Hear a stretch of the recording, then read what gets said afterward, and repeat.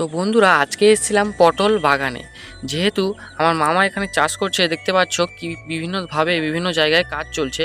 তো এই মুহূর্তে মাচা তৈরির কাজ চলছে। আর পটলের যে লতানো হয়ে থাকে পটলের গাছ, ওই লতাগুলোকে এখন মানে ডালগুলোকে উপরে ওঠার কাজ চলছে। মানে ওগুলোকে উপরে যেহেতু তুলতেই হবে, কারণ পটল গাছকে যদি আমাদের উপরে লাগানো হয়, তাহলে মানে মাচাই করে লাগানো হয়, তাহলে খুব সুন্দর ফলন হয় আর গাছগুলো খুব ভালো থাকে। তার জন্য ওই কাজটি চলছে। आँखों में तेरे छुपते अरमां मैं ढूंढता। তো পটলের পাশাপাশি এদিকে লঙ্কাও চাষ রয়েছে। তো দেখতে পাচ্ছ লঙ্কাগুলো খুব সুন্দর হয়েছে, ভালো হয়েছে ফলন। আর লঙ্কার এবছর দেখতে পাচ্ছ গাছগুলো খুব সুন্দর, আর কিছু লঙ্কা হয়েছে দেখতে পাচ্ছ পেকে গেছে, লাল হয়ে গেছে।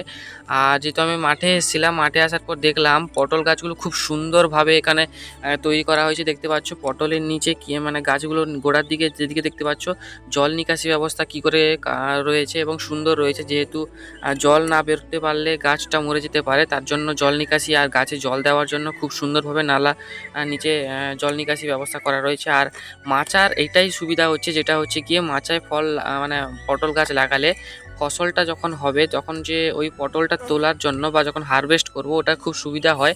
আর গাছটা খুব ভালোভাবে সূর্যের রশ্মি গাছের উপর পড়ে। আর গাছে পোকা বিভিন্ন আক্রমণের হাত থেকে আমরা রক্ষা পাই। মানে পোকামাকড় আক্রমণ করতে পারে না। কারণ এটা যখন আমরা মাটিতে লাগাই, মাটিতে লাগালে পোকামাকড় তাড়াতাড়ি আক্রমণ করে ফেলে। আর যখন মাচায় লাগাই খুব কম হয়ে থাকে। দেখা হচ্ছে পরে অন্য কোনো ভিডিওতে।